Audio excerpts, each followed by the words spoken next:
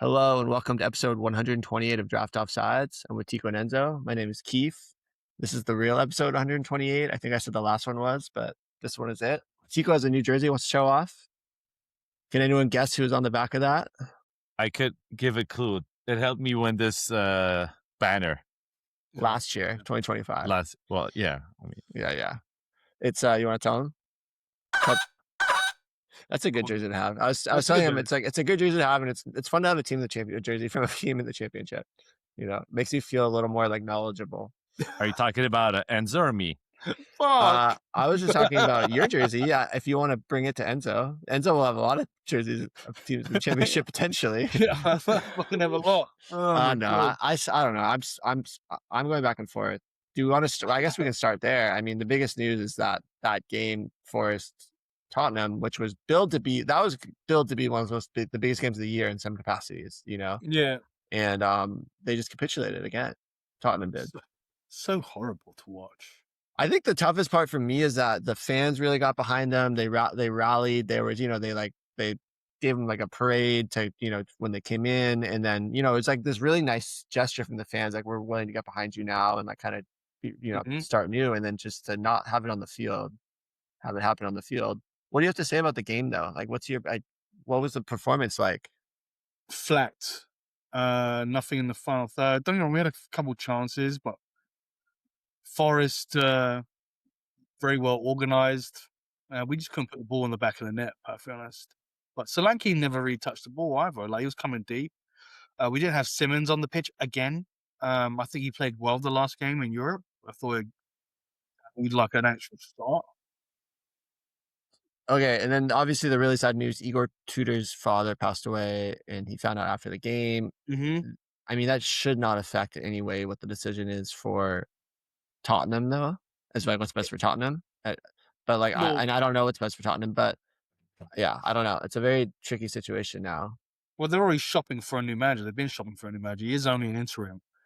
And honestly, with the way the results have been going, and now with this, and not saying that this is a big part of it, but now he has to spend time with family, which we're not going to rush him back. We need someone there to steer the boat, don't we? So yeah, I mean, I just think that he came in to be an impact manager, and he hasn't made an impact. And he made an impact. Well, negative impact. Yeah. I don't know. So I think that I think you should anticipate, especially with this big break right now, that they sack him the next few days, and then that gives whoever the new coach is a few weeks.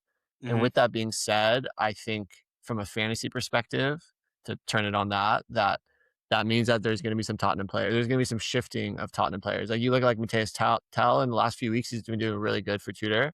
A new coach comes in, that's not guaranteed that he's going to continue to do that. Maybe Xavi Simmons, who's found his way onto a lot of waivers now, might actually be a good pickup. So I think it's worth thinking through and taking a gamble on some Tottenham players to anticipating that there's going to be probably a new coach. What do you think, you guys?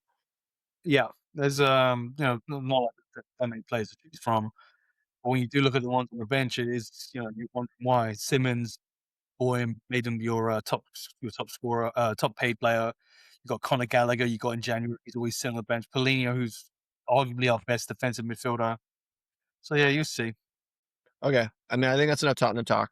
I think just to kind of chat through some injuries going into the international break. I think there's some that I think are real and some that aren't real. Like, some that have already been cleared up. Like, I think Matthias Tell's injury, I think, is already, like, he's going with his national team, so that shouldn't be assumed there. I think the Gabriel and the Saliba injuries might be more just like maintenance things, kind of going into the end of the year. The Eze injury is serious. That's 6 weeks. The Timber injury is TBD, right? Yep. I think the one that's a true, like, pretty much season ender is Botman. Yep. He, like, his, like, face exploded in that game. So yeah, he got. So it's kind of gnarly, but he's going to be pretty much out rest of the season. Supposedly he can come back the last couple games. I know, but he's not high enough value that you want to keep him on a bench. You're dropping him. Yeah. I thought Ekatike thigh injury, but I think he joined the national team, so again, not worried about it. Allison, I don't know if he went with the national team. That's the only one I don't know for sure. He was on the national team roster. I just don't know if you're right. I don't know if he traveled. So that's something to keep an eye on. Maybe we can look that up, Tico, if you have a second.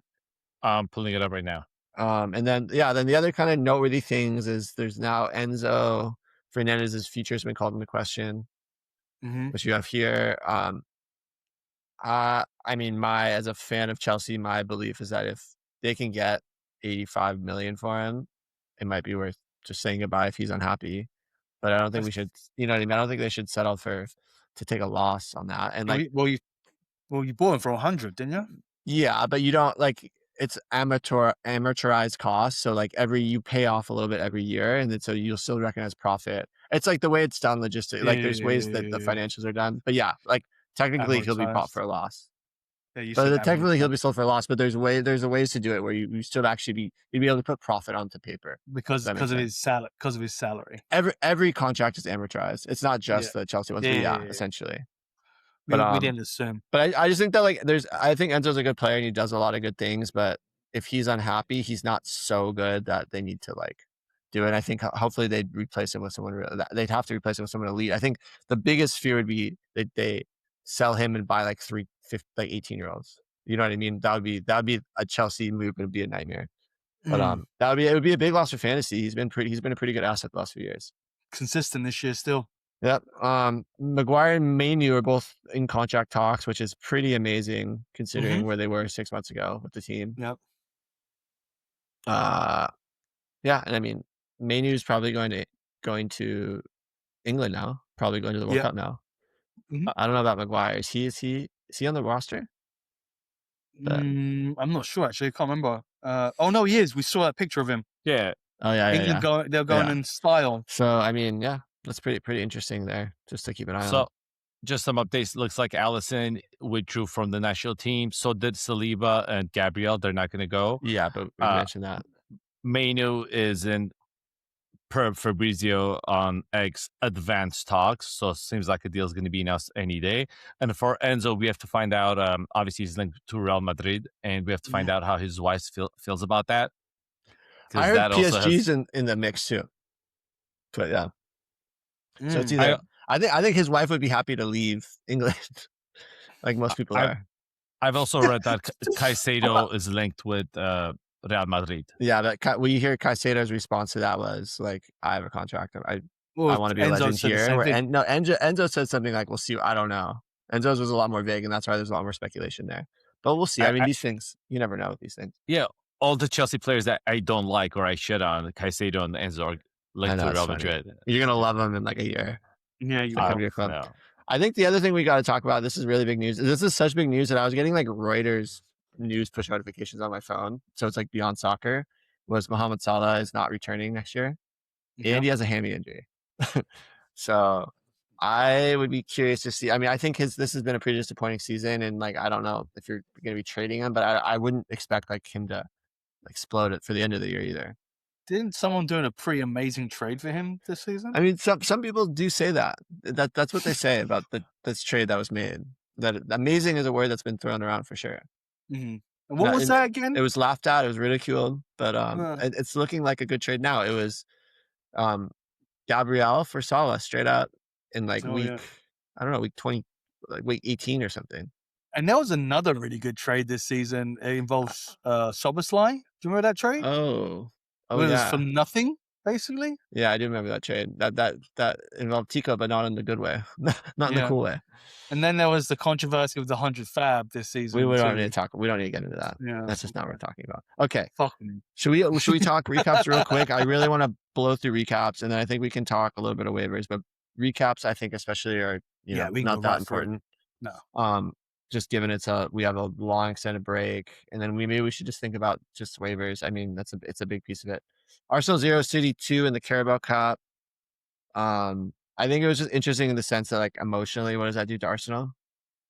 You know? Yeah, I don't know. They say it was a chess decision. Let them have the League Cup, and then they'll have the league and the FA Cup and the Champions League or something. I don't know. No, that's silly. But the way they played, they didn't even look like they wanted to win it in the second half. Have you guys seen those clips online of like the like Kepa with the ball, and then the City defenders like aren't pressing, and then they're like it looks like the whole defense like short circuits because they don't know what to do now. Yeah, it's pretty funny. It's pretty funny because they did such a good job. They're like, all right, we're not gonna pressure. But then the City, the Arsenal defenders are like, what do we do? Like they're like so confused. Like this, and they literally Kepa at one point just put his foot on the ball for like 10, 15, 20 seconds and just Yeah. didn't do anything. It was so strange. That was the second half. Yeah, it was interesting. But yeah, we'll see if, I mean, I think that more likely than not, this is not going to have any effect on the title. League? No. Yeah. But it would be really funny if all of a sudden this mentally just shattered him.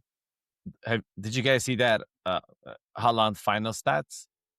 Oh my god! Like no goals at Wembley. He has played in 9 finals. He has 0 goals, 0 assists. It's so crazy, isn't it? It is. Okay, actual games: Bournemouth 2, United 2, Bruno goal, penalty, Christie goal. Didn't United deserve the penalty? A lot of controversy there. I mean, we don't need to get into it too much, but it was pretty fucking obvious.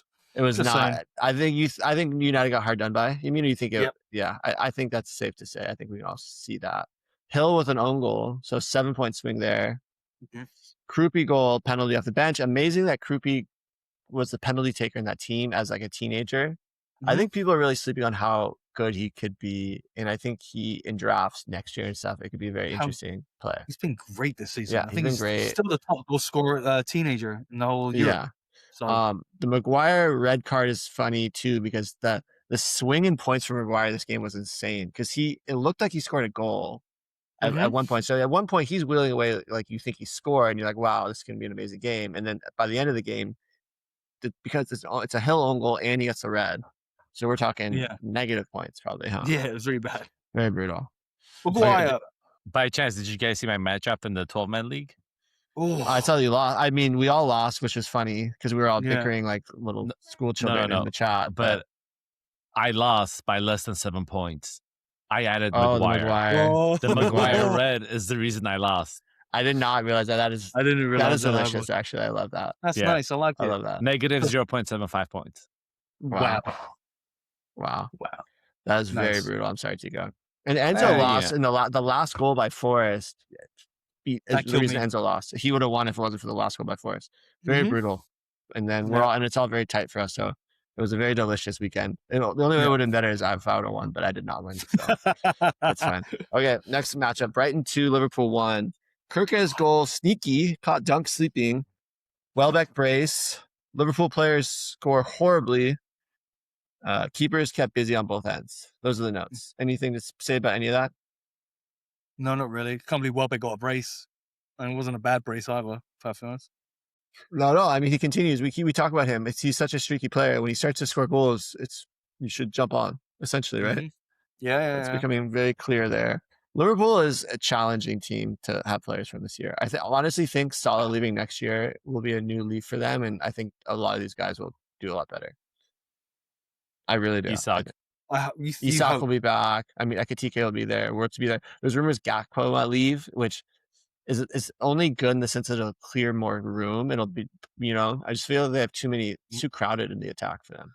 Well, they won't be in Champions League next year unless they win it. That too. I mean, it's very possible they won't. I mean, they could still get the last spot from Chelsea very easily because Chelsea is not good right now. But yeah, I mean, it's very possible. All right, next game: Fulham 3, Burnley 1. Fleming goal takes the lead. Fleming is actually in my.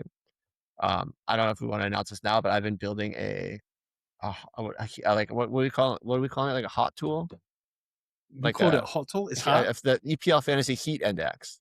And it shows you like player, like takes into account like the weighted scores of the last few games. And Zian Fleming is up there as one of the hottest players in the league right now. Really? Based in fantasy. So that's cool. King got a goal, his first goal in the Prem. He deserved to get a goal about 6 months ago versus Chelsea, and it got wrongfully disallowed. Yeah. The refs came out and said they made a mistake. He also got an assist in this game, so he had a monster game. Kudos to anyone who took the risk and picked him up. I know, Enzo, you were someone that did that. It ended up not saving you. You still lost, but made it close. Harry Wilson scores again. Another goal they're almost all identical. They're just like outside the box or the edges of the box. It's like incredible. His season. He's gonna be a free agent next year too. So it'll be interesting to see where he ends up going. Yep. Oh shit. And then Raul Jimenez, he came on. I don't think he started the game. I think Muniz started, but Raul Jimenez came on and scored a penalty. Yep.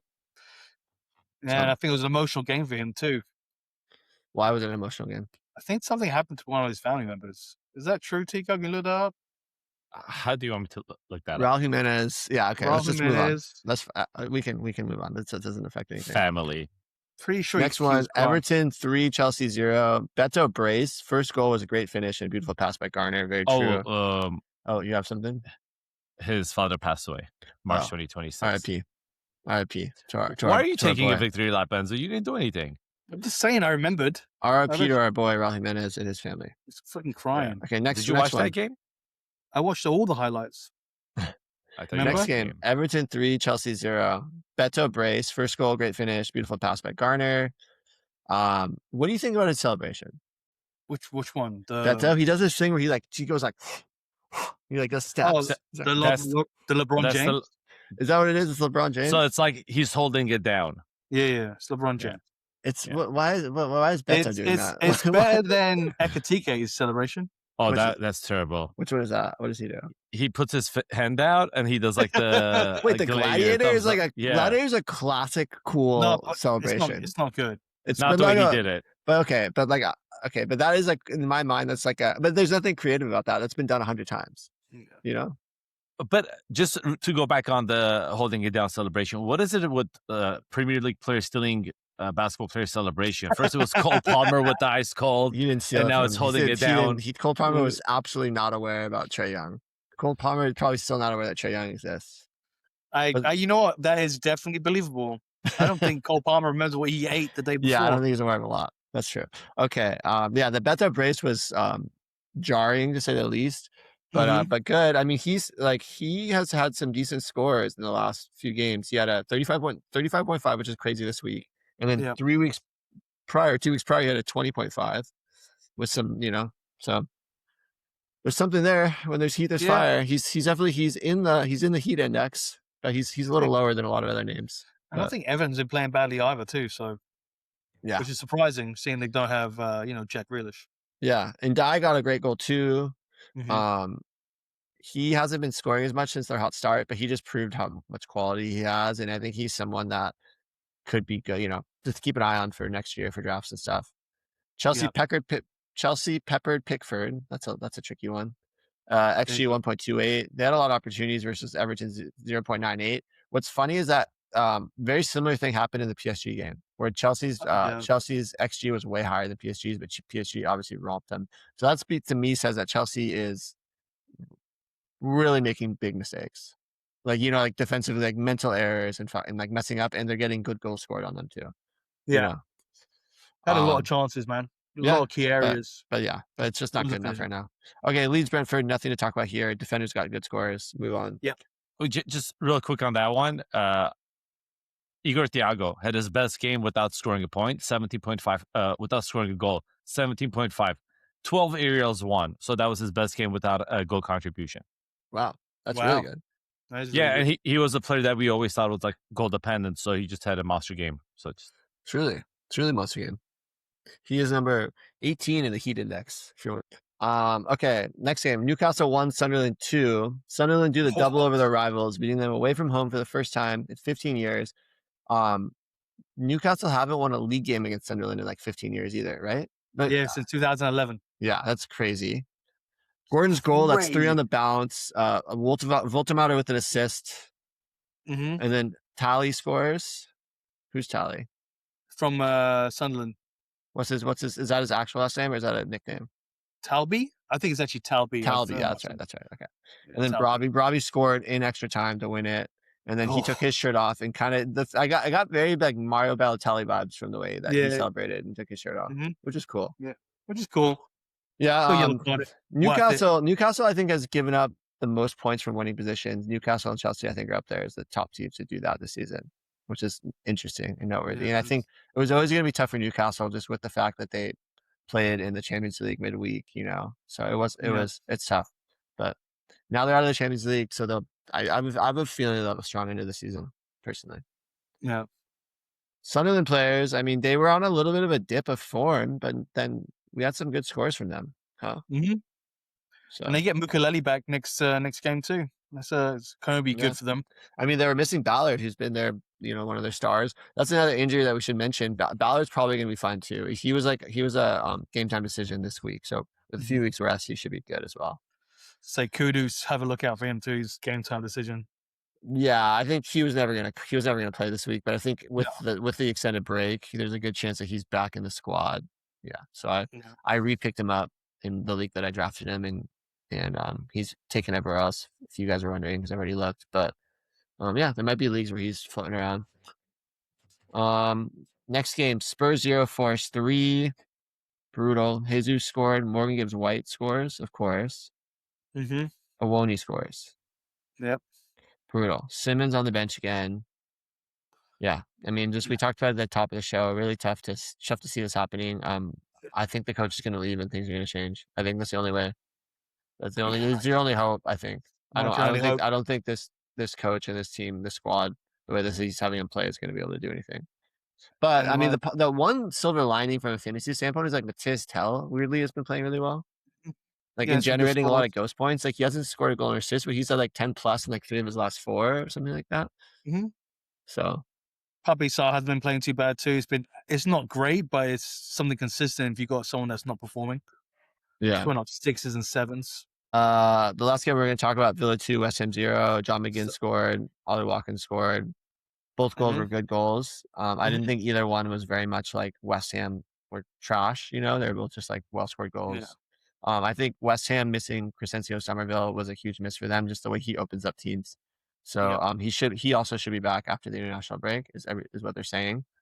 So that's good for the owners of him because he's been very good since the beginning of the year.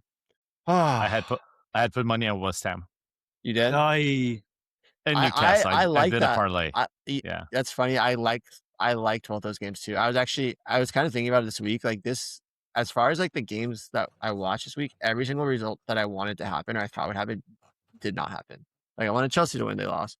I thought Spurs would win, they lost. I thought West Ham would win, they lost. I thought Newcastle would win, they lost. So it was a bad week for me thinking that I know what I'm talking about. Well, we talked last week how West Ham has been in good form. They've been playing pretty well compared to earlier in the year. And Newcastle, Sunderland, obviously you would go with Newcastle. So I thought it was a good parlay. I think it was like plus 450 or plus 500. So I put sprinkled a little something on it, and then woke up and 2-0. Yeah. Do we want to talk waivers? It's a little bit of a weird time, obviously, because with everything. So some things will change and whatnot. But I have a few names here that I can read out. Go on. First one I want to talk about is Keane Lewis Potter from Brentford. He's been double digits the last 2 games.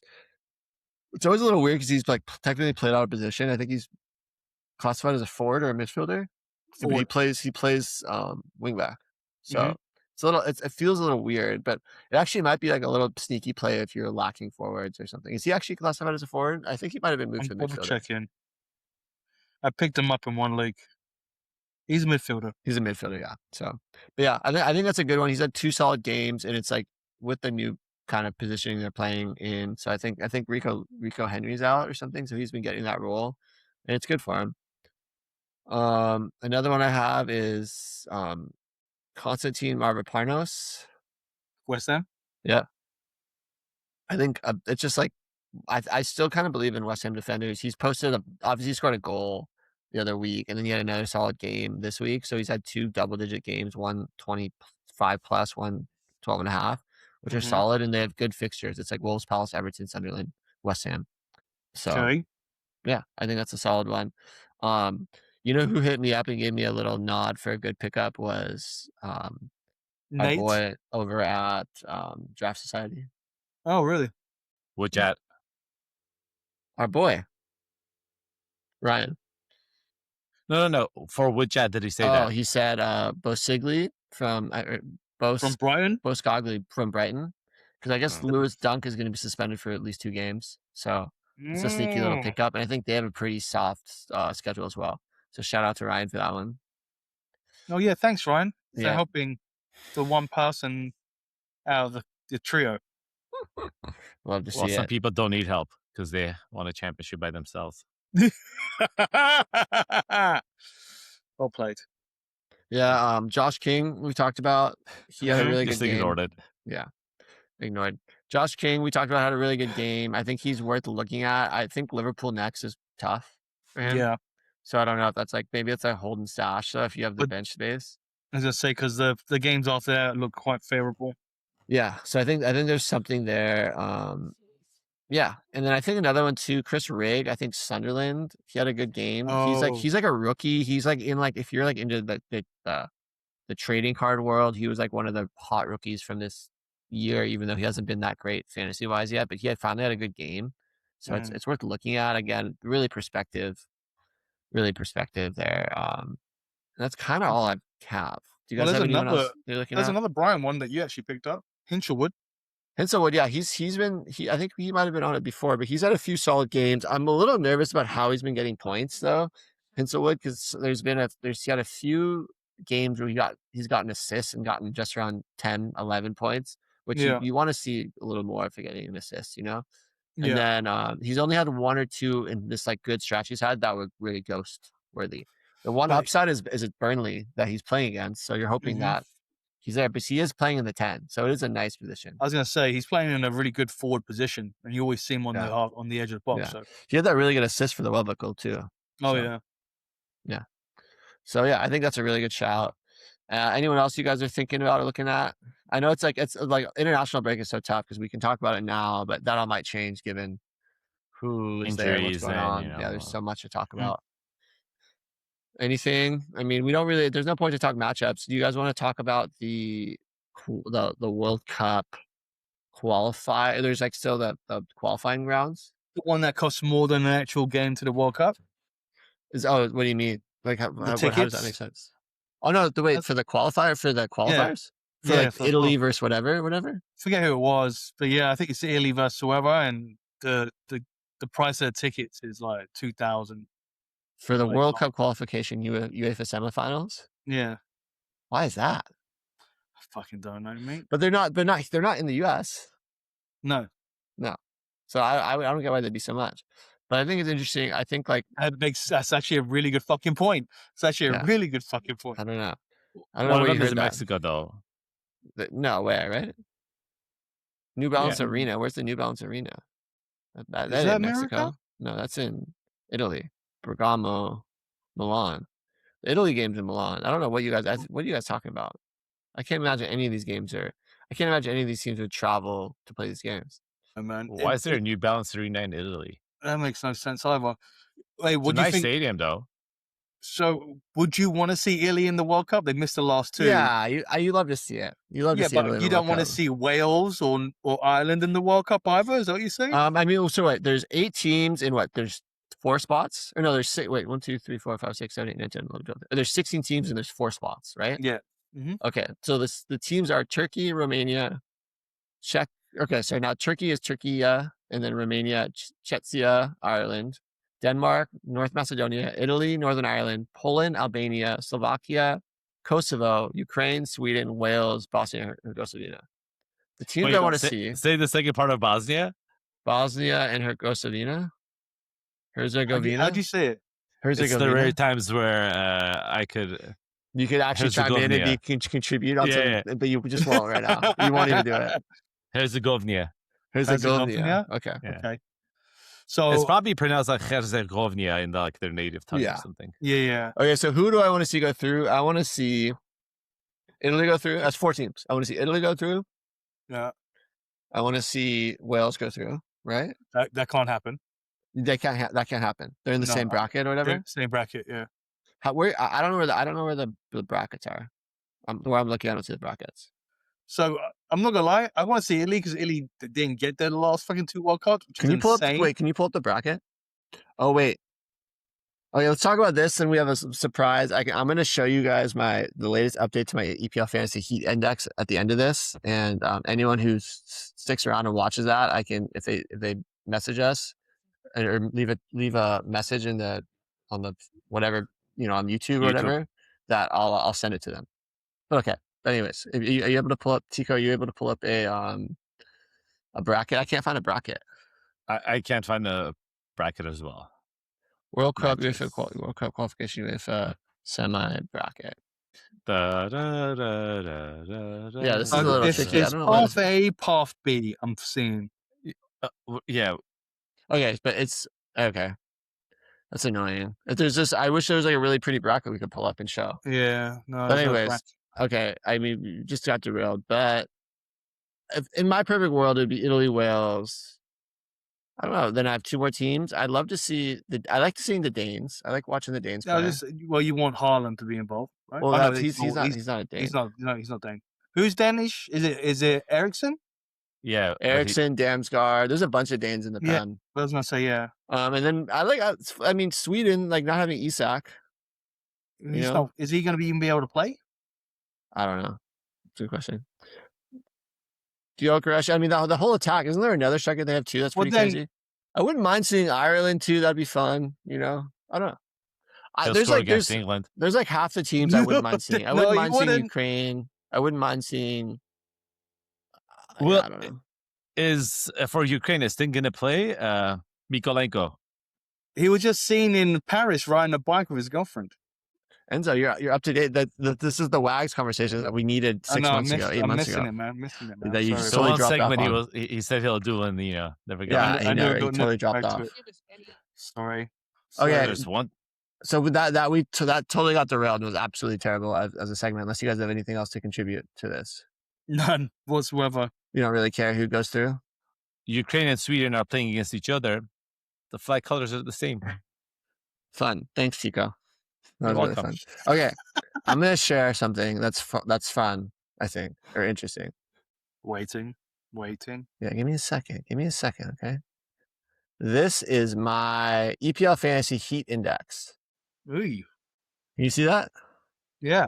So essentially how it works is it takes the weighted scores from the last 5 game weeks, and then it also weights consistency as well. So like them continue to score, and it breaks it up into who are like the hottest players based in fantasy scores over the last few weeks. You add everything in manually? No, right? No. I can download all the data and then like plug it in. That'd be crazy. Yes, he typed up everyone's name one by one and the numbers and everything. But what's nice about this is that you see like obviously like you can really see how insane Bruno's run's been. But B, I think what's valuable here is maybe there's some names that pop up that might be available, but like are just like people you wouldn't consider being like, oh wow, they're having a really good like run, a really good season, Like I think Ethan Ampadu in a lot of leagues was still available until recently, and like he's been like on a tear. So how did you get from elite and then rock solid is hot? So there's 2 different things here. Is that what you're talking about? Yeah, those. What do you mean? Like elite is like he's at like really good. I see Bruno's the only elite one on the left, and adjusted heat. So this is consistency. So they've been. Yeah, I know. I hear that. So they're rock solid. They're consistent, but elite is like they're like, I don't know. Their scores are all above. They're all great scores essentially. Yeah, no, I hear you. I just thought why would you just not have hot or rock solid on both sides? I don't know. I mean, there may have been some AI involved in building this, and nice. That might have been some creative liberty that the AI took. But I like AI. Yeah, go on. But I think it's just an interesting thing to look at. Like there's some names on here that might even be available. Like Diego Gomez is one that might still be available in a lot of leagues, and he has some really good scores that people just kind of like overlooking. Obviously the Nico Riley's, we can look at. We can extend this out. We can also break it up by position. So if you're just looking at defenders and you want to look. And it's been interesting. I think the thing that for me too the reason I like this is because all of us like we look at all these players and we kind of build biases for players, and sometimes like a guy will start going off and we just never really see him that way. You know what I mean? We're like, this guy's we just don't think we think he's shit or something, but he's like popping off, and like by the time you realize it's too late, someone else has picked him up. So having a tracker like this might be really helpful in picking him up. And understand. Yeah, and seeing obviously this would be probably more useful early mid-season than late season right now, but it is interesting to look at and explore. Should pattern this, bro. Yeah, totally. I mean, I think anyone could build this, and I mean, it took me literally. Well, like don't hour. say anyone. Don't say anybody. Most people could build this pretty quickly. 75% of the people here could build it. Yeah, I thought this was a fun tool, and so if anyone wants this, I can send them the HTML file. That'll just link to it. So yeah, leave a comment in YouTube. Anything else you guys want to talk about? Any questions you have here? You want anyone? Oh, you got stickers. Wait, put those closer to the screen. Reece James and Mohamed Kudus? Yeah. I'll take both. Joking, Enzo. I was waiting for a response from him. He got nothing. No, I'm good. I don't need any stickers. I've moved away from stickers and sports. Yeah, but watch this one, guys. Enzo, did you get rid of all your collectibles? Is that what you're telling us? No, I'm keeping my Pokemon cards. I have like my Somerville one that's signed. So like the ones that you have in like slabs, that's what I'll go for. I'm not gonna go for like, more the bulk premium stuff. Yeah, I'm not gonna go for the bulk stuff. Yeah, it makes sense. Anything else you guys want to poke around? Any questions you guys might have about this tool I made? No, I'm gonna go play with it a little bit. Tico, Q. Wow. So you're gonna hit the over around 2.5, huh? But yeah, I have a little gander. Shit looks good. Cool. All right. Where's the link? How can we get that? I will. I'm gonna send you an HTML. I'll send you an HTML file. Yeah, eventually, I'm gonna put this onto like a shareable, like actual website. But as I'm still working out the kinks, it's just a file right now. But it'll be fun to have, right? Maybe this can be the beginning of our website. I like it. All built via AI. Thank you, AI. Thank you, AI. Thanks, AI. Thank you, AI overlords, for helping us. All right, this has been episode 128 of Draft Offsides. My name is Keith. I'm with Chico and Enzo. Enjoy the break. We'll be back at least for one episode in between now and then. Huh? Maybe two. We'll see. Yeah, we'll do one at least. Sergey has big plans for us, so we'll go ahead and do that. It's the first time Sergey's been here in like weeks. I know. We've been missing him. Not really.